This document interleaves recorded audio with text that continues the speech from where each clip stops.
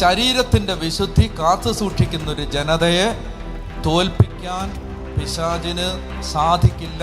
അതുകൊണ്ട് അവൻ ആദ്യം ടാർഗറ്റ് ചെയ്യുന്നത് ആ മേഖലയിൽ ഇഷ്ടം പോലെ തിന്മകൾ വ്യാപിപ്പിക്കാനാണ്. ഈ കാലഘട്ടത്തിൽ ഇന്ന് ഇത് വ്യാപകമായി ദൈവജനത്തിനിടയിൽ വ്യാപരിക്കുന്ന ഒരു തിന്മയാണ്. നമുക്ക് ഈ കുത്തിയൊലിച്ച് കുലംകുത്തി ഒഴുകുന്ന ഈ തിന്മയുടെ മഹാപ്രവാഹത്തിന്റെ ആ പ്രളയത്തെ പ്രതിരോധിച്ച് നിർത്താൻ കഴിയുന്ന ഒരു ധാർമ്മിക ശക്തിയായി മാറാൻ കഴിയണമെങ്കിൽ നമുക്ക് വിശുദ്ധ ജീവിതങ്ങൾ കൂടുതൽ ഉണ്ടായാലേ പറ്റൂ.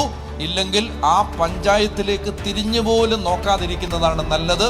നശിപ്പിക്കപ്പെടുക എന്നതല്ലാതെ നമ്മുടെ മുമ്പിൽ മറ്റൊരു സാധ്യത ഇല്ല. ചെറിയ കുഞ്ഞു മുതൽ നമ്മൾ ഈ കാര്യം ഇനി ആഴത്തിൽ പഠിപ്പിക്കേണ്ടതുണ്ട്.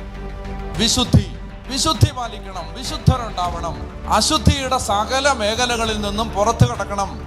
നമുക്ക് എല്ലാ അർത്ഥത്തിലും വിശുദ്ധരായിട്ട് മാറണം.